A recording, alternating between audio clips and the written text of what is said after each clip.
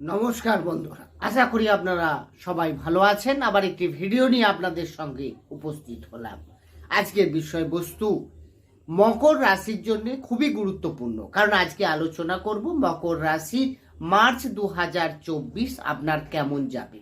9টা গ্রহের অবস্থান অনুযায়ী আপনি কতটা ভালো বা খারাপ ফল এই মাসে পেতে চলেছেন, তার সঙ্গে 9টা গ্রহের অবস্থান অনুযায়ী আপনি কেমন যাবে আপনার স্বাস্থ্য, শিক্ষা, প্রেম ভালোবাসা, বিবাহিত জীবন, ভাগ্য, কেরিয়ার, বিজনেস, এই মাস আপনার কেমন চলতে চলছে বিস্তারিত আলোচনা করব। তাই মকর রাশির যারা জাতক বা জাতিকা রয়েছেন, মনোযোগ সহকারে ভিডিওটি কিন্তু প্রথম থেকে শেষ অবধি দেখুন। দেখার পর আপনার ভালো লাগলে পারলে চ্যানেলটিকে সাবস্ক্রাইব করে আমাদের সঙ্গে থাকতে পারেন। সাবস্ক্রাইব করলে পাশে থাকা বেল আইকনটি অবশ্যই প্রেস করে রাখবেন, কারণ এই ধরনের ভিডিও নোটিফিকেশন তাহলে আপনি সহজে পেয়ে যাবেন। আসিমেন আলোচনায়। তাহলে যখনই মার্চ শুরু হচ্ছে, আপনার রাশি সাপেক্ষে গ্রহের অবস্থান থাকবে অনেকটা এরকম, অর্থাৎ আপনার রাশিতেই অবস্থান করে থাকছে শুক্র মঙ্গল, দ্বিতীয়ভাবে শনি রবি বুধ, তৃতীয়ভাবে থাকছে রাহু, চতুর্থে থাকছে বৃহস্পতি, আপনার রাশি নবম ভাবে থাকছে কেতু। গ্রহের অবস্থান অনুযায়ী এই মাসে স্বাস্থ্য কেমন যাবে, রাশির অধিপতি গ্রহ কে না শনি, সে কিন্তু দ্বিতীয়ভাবে স্বক্ষেত্রে অবস্থান করে রয়েছে নিজের ঘরে। তাই নিজের ঘরের কেউ নিজের ঘরকে খারাপ করতে চাইবেই না। তাহলে আপনার স্বাস্থ্য ওভারঅল ঠিক থাকবে। কিন্তু রবি অবস্থান করে থাকছে 15ই মার্চ পর্যন্ত শনির সঙ্গে দ্বিতীয় ভাব থেকে মুখমণ্ডল, দাঁতের কিছু সমস্যা, চোখের সমস্যা আসতে পারে বন্ধুরা। এই বিষয়গুলোকে না কিছুটা ক্লান্তি বা কিছুটা আপনার মাইগ্রেনের যদি সমস্যা থাকে, এগুলো কিন্তু বাড়তে পারে। কারণ এই মাস কিন্তু রবির অবস্থানগত দিক দিয়ে খুব একটা, এই যে শনি রবি কম্বিনেশন, এটা মোটেই ভালো নয়। এরপর আবার রবি রাহুর সঙ্গেও যুক্ত হচ্ছে, তো সেই জায়গায় আপনাকে একটু সাবধানে থাকতে হবে। এরপরে আসবো শিক্ষা, যারা বিদ্যার্থীরা রয়েছেন তাদের জন্য। সেই সব মকর রাশি ব্যক্তিরা বন্ধুরা, শিক্ষা বিচার করা হয় পঞ্চম ভাব থেকে। পঞ্চমের অধিপতি গ্রহ শুক্র, যে কিনা আপনার রাশিতেই অবস্থান করে থাকছে 7ই মার্চ পর্যন্ত। তাহলে 7ই মার্চ পর্যন্ত, এরপর দ্বিতীয় ভাবে থাকছে মিত্রক্ষেত্রে, সেটাও কিন্তু ভালো। তো বন্ধুরা, এই মাসে শুক্রের অবস্থানগতভাবে যথেষ্ট পজিটিভ রয়েছে। তাই আপনার স্বাস্থ্য শিক্ষা নিয়ে কোনো রকম চিন্তা করার কিছু নেই, কারণ পঞ্চমপতির শুভ অবস্থায় থাকায় আপনি অ্যাডমিশন, এক্সাম বা কোনো আপনার দেখবেন আগের থেকে আগে কোনো বিষয় নিয়ে কনফিউশন, আপনি কোথায় ভর্তি হবেন, কোন সাবজেক্ট নেবেন বা এইসব নিয়ে যারা ভর্তি হতে চাইছেন তাদের মধ্যে একটা ক্লিয়ারিটি আসবে। তার সঙ্গে সঙ্গে আপনি ভালো কলেজ চয়েস করতে পারবেন, স্কুল অ্যাডমিশন নিতে পারবেন। আবার এক্সামও যদি থাকে এই মাসে, সেক্ষেত্রেও কিন্তু আপনার অনেকটা বেটার হবে।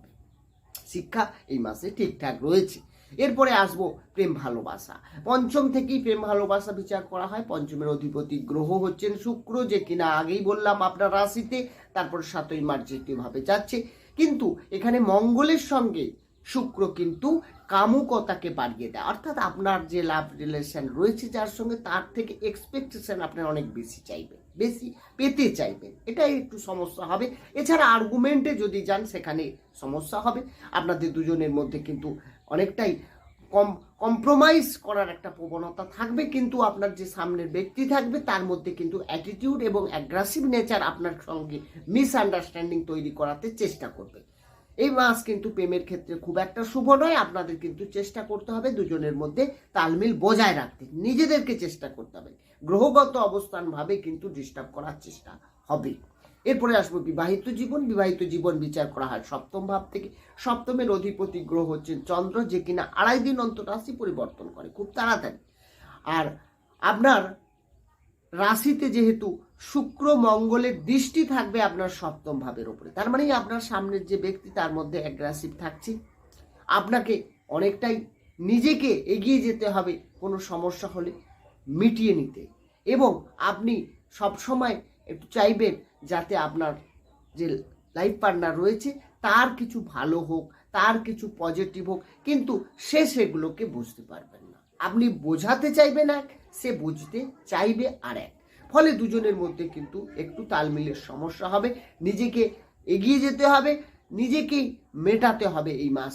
আপনার কিন্তু সামনের ব্যক্তি সে কিন্তু ঠিকঠাক বুঝবে না, সামান্য ছোটোখাটো বিষয় নিয়েই ইরিটেটেড হবে এবং আপনার সঙ্গে একটা মিসআন্ডারস্ট্যান্ডিং তৈরি হতে পারে এই মাসে। তাই বিবাহিত জীবন কিন্তু খুব একটা ভালো দেখাচ্ছে না। এরপরে যে বিষয়ে আসবো সেটা হচ্ছে আপনার ভাগ্য। এই মাসে ভাগ্য কেমন যাবে বন্ধুরা? ভাগ্য বিচার করা হয় নবম ভাব থেকে। নবমের অধিপতি গ্রহ বুধ, সে কিন্তু আপনার রাশির দ্বিতীয় ভাবে থাকছে, তারপর তৃতীয় ভাবে গোচর করবে। এখানে কিন্তু ভাগ্যের অবস্থান খুব একটা ভালো নয়। আবার নবমে কেতু যুক্ত আছে। হ্যাঁ বন্ধুরা, কোনো জিনিস পারচেস করতে চাইলে, তবে বুধ প্রথমে মিত্র ক্ষেত্রে রয়েছে, এটা যেমন ভালো, অর্থাৎ 7ই মার্চের মধ্যে আপনি কোনো বড় ডিসিশন নিতে পারেন, এটা নিয়ে কোনো চাপ নেই। আপনি কোনো ইনভেস্ট করতে চাইছেন, করতে পারেন, বা আপনি কোনো ট্রাভেলে যাচ্ছেন, কোনো ভ্রমণে যাবেন, সেটাও করতে পারেন, বা কোনো জিনিস পারচেস করতে চাইছেন, তাও করতে পারেন। কেনাকাটি এই মাস কিন্তু ঠিক আছে। বা আপনি কোনো গুরুত্বপূর্ণ সিদ্ধান্ত, গুরুত্বপূর্ণ কোনো মিটিং অ্যাটেন্ড করতে চাইছেন, আপনার অনেক দিনের প্ল্যানিং ছিল এই মাসে কিছু একটা করার, বাড়ি ঘর, বা আপনি যদি মনে করেন কোনো ফ্ল্যাট নেওয়ার ক্ষেত্রে, সব কিছুই ভালো রয়েছে। মঙ্গলের অবস্থান আপনার রাশিতে উচ্চস্থ হয়ে রয়েছে, তো এই জায়গাগুলো ভালো। 7ই মার্চের পর কিন্তু ভাগ্যে কিছু ডিস্টার্ব আসতে পারে, আপনাকে সাবধান হতে হবে। 7ই মার্চের পর আপনার কোনো বড় ইনভেস্ট না করাই ভালো। আপনি যখনই একটু ভেবেচিন্তে বা কোনো তাড়াহুড়ো করে কোনো কাজ করতে যাবেন না এই সময়। গ্রহগত অবস্থান ভাবে সেটাই দেখাচ্ছে। এরপরে যে বিষয় আসবো সেটা হচ্ছে আপনার কেরিয়ার। কেরিয়ার বিচার করা হয় দশম ভাব থেকে। দশমের অধিপতি গ্রহ শুক্র, আগেই বললাম, আপনার রাশিতে, তারপরে দ্বিতীয় ভাবে অবস্থান করছে। তাহলে 7ই মার্চ পর্যন্ত আপনার রাশিতে থাকছে, তারপর দ্বিতীয় ভাবে অবস্থান করে থাকবে, সেটাও কিন্তু শুক্রের ভালো জায়গা। কারণ মিত্রক্ষেত্র, শনি শুক্র মিত্রক্ষেত্রে, শনি শুক্র একসঙ্গে যুক্ত হচ্ছে, এটা কিন্তু খুবই শুভ। হ্যাঁ, খুবই শুভ বলা চলে বন্ধুরা। আপনাদের কিন্তু কেরিয়ারের ক্ষেত্রে বলবো, মকর রাশির ক্ষেত্রে এই মাস কিন্তু দারুণ। হ্যাঁ, আপনি যদি যে কোনো কাজ করুন, যে কোনো ক্ষেত্রে, যে কোনো সেক্টরে থাকুন না কেন, বিদেশি কোনো ফরেন্স কোনো কোম্পানিতে যোগ করতে চাইছেন, এটাও কিন্তু ভালো হবে মকর রাশির ক্ষেত্রে। আপনার কিন্তু কর্মে কোনো না কোনো ডেভেলপ দেখা যাবে এই মাসে। আপনি যদি প্রমোশনে থাকে, এই মাস কিন্তু আপনার জন্য বেটার। আবার যদি আপনার কোনো কাজের ক্ষেত্রে কোনো ট্রান্সফার নিতে চাইছেন, কোনো ইনক্রিমেন্টের ব্যাপার রয়েছে, সেটাও কিন্তু দেখবেন এই মাস কিন্তু আপনার জন্য কেরিয়ারের ক্ষেত্রে ডেভেলপ দেখাচ্ছে। কারণ গ্রহগতভাবে কিন্তু সেটাই দেখাচ্ছে। আপনি নতুন করে যারা চাকরির চেষ্টা করছেন, অনেক দিন ধরেই চেষ্টা করছেন, হচ্ছে না, বারবার ফেলিওর হচ্ছে, আপনাদের কিন্তু এই মাস কিন্তু অনেকটা বেটার ফল দেবে বন্ধুরা। গ্রহগত অবস্থান অনুযায়ী এটাই দেখাচ্ছে। এরপর আসবো বিজনেস বিচার করা হয়, অর্থাৎ ব্যবসা আপনার সপ্তম ভাব থেকে। আগেই বললাম, সপ্তম অধিপতি চন্দ্র 2.5 দিন অন্তর রাশি পরিবর্তন করে, সপ্তমে মঙ্গলে শুক্রের দৃষ্টি রয়েছে। এক্ষেত্রে কিন্তু ব্যবসার ক্ষেত্রে আপনি কিন্তু ডিসিশন নিতে ঠিকঠাক পারবেন না, অর্থাৎ আপনার কনফিউশন থাকবে যে আমি এটা করব, ব্যবসাটা আমার ঠিকঠাক চলবে তো, বা কোনো কম্পারেটিভ রয়েছে নাকি, আপনি এইসব নিয়ে বহুটা আপনার মধ্যে ঢিলে ভাব লক্ষ্য করা যাবে। ফলে আপনার কিন্তু ব্যবসা ঠিকঠাক হবে। বিশেষ করে পার্টনারশিপ ব্যবসা তো এই মাসে ভুলেও নয়, এক্ষেত্রে কিন্তু আপনার সমস্যা আসবে এবং ডেইলি ইনকামের ক্ষেত্রেও কিছু না কিছু একটা বাধা সৃষ্টি হতে পারে, আর এলেও ঠিকঠাক আসবে না বন্ধুরা। গ্রহগত অবস্থান ভাবে মকর রাশির ক্ষেত্রে এই মাস তো এই ফল দিচ্ছে। আর আপনার যদি কোনো জানার থাকে বা কোনো আলোচনা করতে পারলাম না, কোনো বাস্তু রিলেটেড কোনো প্রশ্ন, বা আপনি জন্মকুণ্ডলী বিচার করতে চান, সেটা ডেসক্রিপশনে নম্বর রয়েছে, সেখানে কেউ যোগাযোগ করতে পারেন বন্ধুরা। ভালো থাকুন, সুস্থ থাকুন, দেখা হবে অন্য একটি ভিডিও। নমস্কার।